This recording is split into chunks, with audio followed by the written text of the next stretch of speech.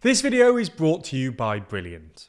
On Monday, hours before X owner Elon Musk was due to hold a live interview with former President Donald Trump, the EU's Commissioner for Internal Markets and Services, Thierry Breton, published a letter to Musk and his CEO, Linda Yaccarino, warning him that his upcoming interview, unless properly moderated, could fall foul of the EU's Digital Services Act. This sparked an unsurprisingly furious reaction from Musk, who responded with a Tropic Thunder meme telling the EU to, quote, "f*** its own face," and Yaccarino, who accused the EU of improperly interfering in American politics and patronising European citizens.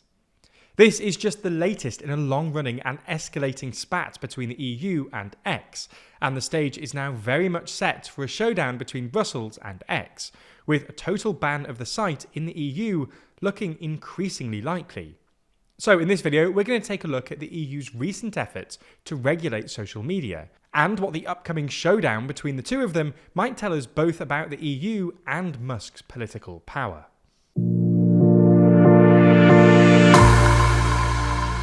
Before we start, if you haven't already, please consider subscribing and ringing the bell to stay in the loop and be notified when we release new videos.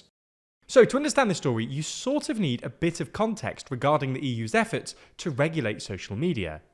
Most people today, on both sides of the political aisle, agree that social media needs at least some sort of regulation. Left unchecked, it can be terrible for both users' mental health and a country's politics. Nonetheless, how you actually devise this regulation, how you protect freedom of speech while guarding against disinformation and protecting users' welfare, has proved difficult. We had a good example of this in the UK, where the government's original draft of the Online Safety Bill, which included a provision potentially banning legal but harmful content, was gutted after critics argued it would curtail Brits' freedom of speech.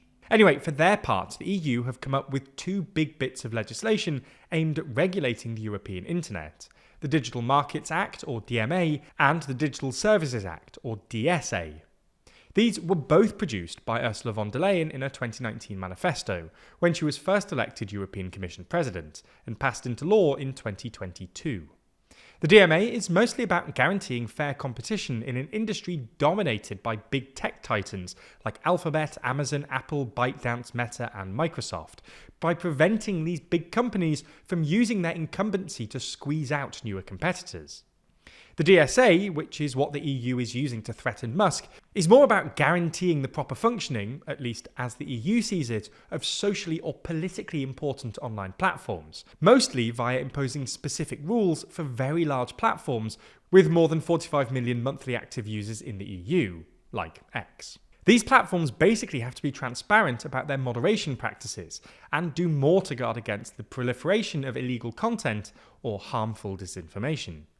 If they fail to do so, these companies risk fines of up to 6% of their global annual turnover. In addition, the Commission can apply periodic penalties of up to 5% of the average daily worldwide turnover for each day of delay in complying with remedies, interim measures, and commitments. Anyway, the EU has been warning Musk that X might be falling foul of the DSA for a while now. In September last year, only a month after the regulation came into force, they issued a warning after an EU report found that X had the highest rate of disinformation of any social media site, with a particularly high proportion of Russian propaganda. Brussels actually opened a formal investigation into X in December, which culminated in a preliminary findings report last month. But Musk ignored the warning and claimed that X was being singled out because he turned down a secret deal to censor certain voices. The EU went quiet after this, but anxieties across Europe about X's impact on politics and Musk himself were massively exacerbated by what happened in the UK earlier this month. For those of you who've been living under a rock, there were a series of far-right riots in the UK earlier this month, which were probably magnified by X. A Russian disinformation channel was able to spread a false rumour via X that the perpetrator of a horrific stabbing in Southport was a Muslim asylum seeker, making the riots more likely. Musk himself then fanned the flames by talking up the prospect of civil war and accusing Starmer of cracking down disproportionately aggressively on the rioters, nicknaming him Two-Tier Keir, a reference to the two-tier policing theory popular on the right of British politics. Even if this didn't happen in the EU, it nonetheless spooked European regulators, who worried that a similar sequence of events on X might spark public unrest on the continent. This was actually implicitly referenced in Breton's letter, when he mentioned recent examples of public unrest brought about by the amplification of content that promotes hatred, disorder, incitement to violence, or certain instances of disinformation. Anyway, as we mentioned in the intro, when Breton wrote to Musk warning him that his upcoming interview with Trump might fall foul of the DSA, Musk didn't take it too well.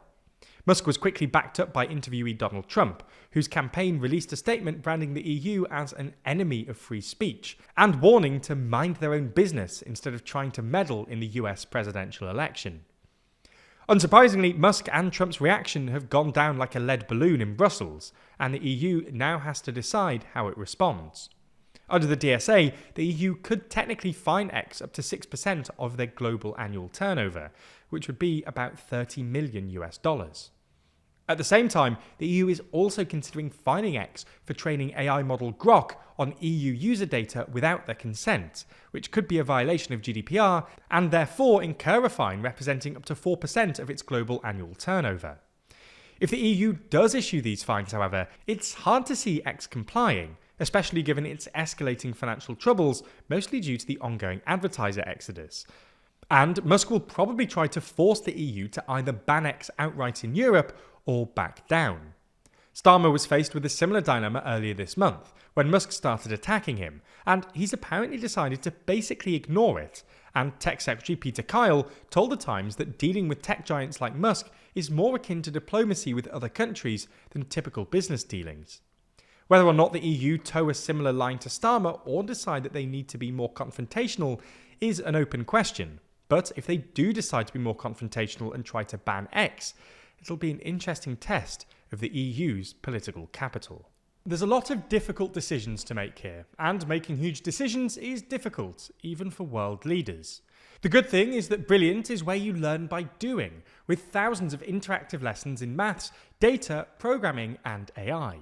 Their interactive classes help build your critical thinking skills through problem solving, not memorizing. So while you're building real knowledge on specific topics, you'll also be becoming a better thinker.